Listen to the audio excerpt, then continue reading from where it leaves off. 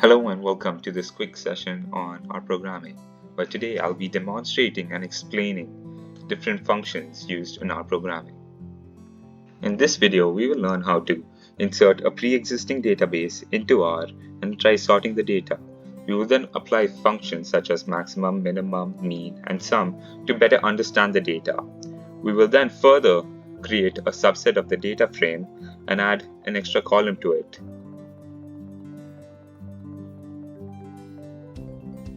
Try to take a look at an existing database. Here I've taken a database known as movies, which has 15 columns and 250 rows. The database shows different names of the movies, the year it's made, their certification, the directors, the cast members, and their ranks. So this database, I should take it and put it into our program. Let's see how to do it. First, find the location at where your file is at and get the property, open properties, and find the file location. So here I have the file location of movies. I shall now take this and over here under environment section in import dataset, from text to reader, I should put the URL of my file and I should update. Here we can see the preview of the data which will be imported into R, and once it's done uploading, you can just insert it. Now we have the database in our programming. Now let's try retrieving this data. So let me make a variable called data and let me bring out the data set which is called movies. So let me just print movies, and to run the whole program you must select the part you want to run and then run it. So as we can see here, movies is being shown. It cannot show everything because it has a limit of how many rows and columns it can show totally. So right now we can see the first 10 rows of movies, and we can see the first few columns as well. So let's find out what's the number of rows this movie has. So to find the number of rows, we just go in rows and we type in our variable name, which is data, and this will give our number of rows, which is 250 rows. Now let's find out the number of columns we have. So for that we use the function n columns called, and it gives the number of variables, that is, it gives the number of columns in this one, which is 15. So now let's find out what are the names of the different columns. So for that we use call names function, and we put in the variable name in the brackets and we run the code, and there we have the different names of columns.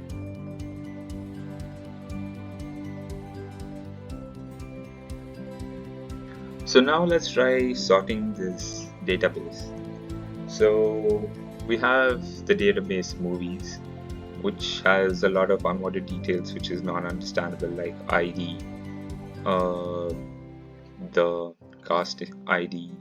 So to remove all of this, I'm going to select only two columns, namely the year and the name of the movies, and I'm going to arrange them in descending order from the movie which is latest release to the ones which is the oldest. So let's get on with it. Now let's name a variable for this new organized sorted data set we're making. Let's call it sorted data. Okay, now in this sorted data we're going to put the variable name for the movies, under which movies are there, and square brackets for indexing. So here we're going to put brackets again for organizing the data. So here a keyword to be used is order, which basically helps arrange the data in ascending or descending order. So we're gonna order the data by year. So we'll put the variable name of the database again, and a $sign, and the name of the column, which is year. And we're gonna put arrange it in descending order. So decreasing is equal to true. And now we shall just put the two columns we're going to choose, which is column number 3 and column number 4. So let's put a range. The column here used is for range of the columns we've selected. Basically, the square brackets is used for indexing, where the first part of the comma is used for the rows and the second part is used for the columns. And let's just view the data.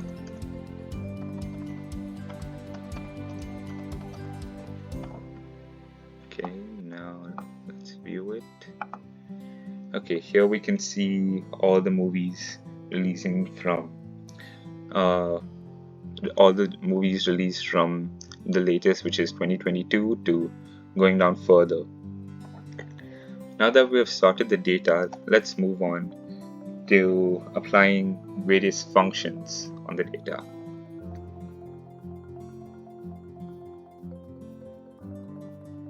So functions in any programming languages help make complex tasks way more easier.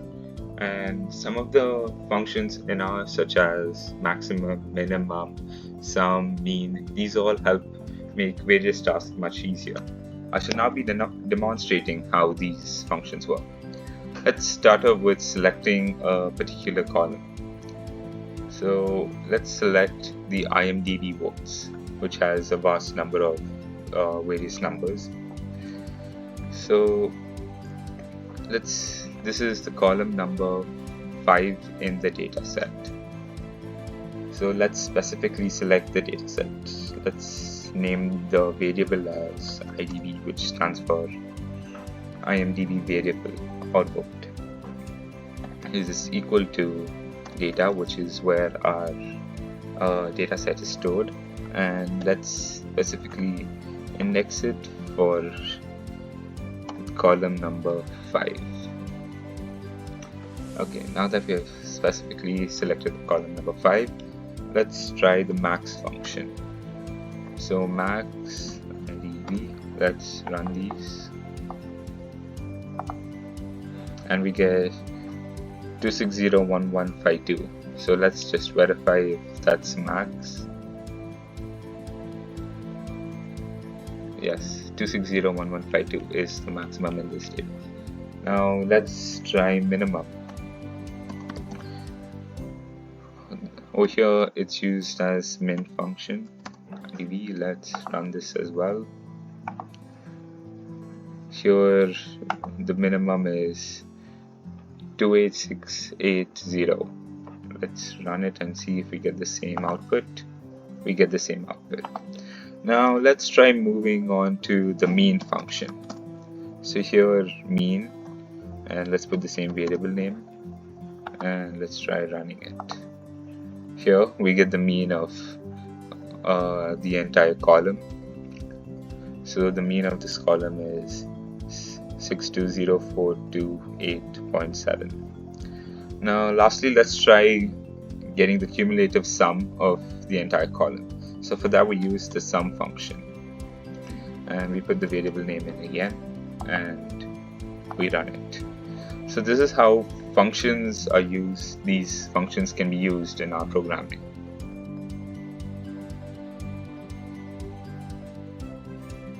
Now that we have inserted data, we have sorted the data, and even tried various functions on this data, let's try creating a subset of this database. And to do so, we shall make it a data frame. So let's call the new variable as subdata, and we have to use the keyword data.frame to make it a data frame.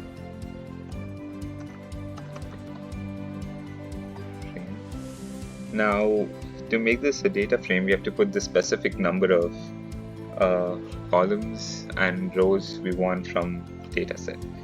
So I shall be taking the first 20 rows and selected few columns from the dataset. So let's put a variable name for the dataset, which is data, and let's take the first few first 20 rows. So that's, let's put a semicolon, which is range 1 to 20. Now let's a specific number of columns. For that we have to use C, which means cumulative, and it shows the total cumulative number of columns we're choosing.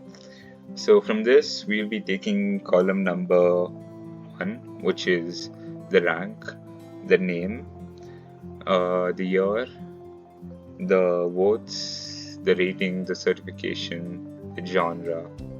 That's it. So now let's enter the column numbers. So we're using column number 1, column number 3, column number 4, 5, 6, 7, 8, and lastly 9. So let's just run the sub data set and let's view it.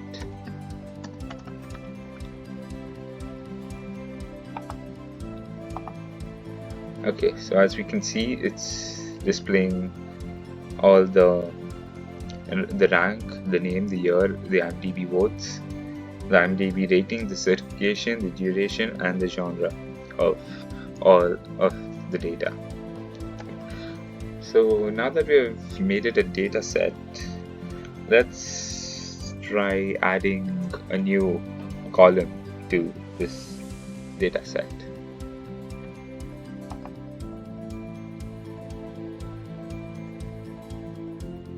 So now that we have created our sub data set, let's try adding a new column to this sub data set. And the column which we will be adding is going to be a duration, but instead of this showing in minutes, we'll show it in hours. So for that, let's create a new variable name called R, and let's pull out the sub data set and specifically select the duration, and to get it into hours we divide it by 60. And now let's print R to see our column. So these are the hours of the specific data of the specific movies in ranking from 1 to 20. Now let's add this column to our sub data set. So let's call it new data set, and let's add is equal to C bind, which means column bind, which allows you to add an extra column to an existing data frame. So let's c.bind subdata to R. Now let's run it, the new data set. Let's run this, and as you can see, a new column, namely R, has been added to the sub data set, which has a new name called a new sub data set. And yes, thank you so much for watching this short session on R programming. If you have any queries or comments, do leave them in the comment section below, and if you really like the video, do give it a like. Thank you.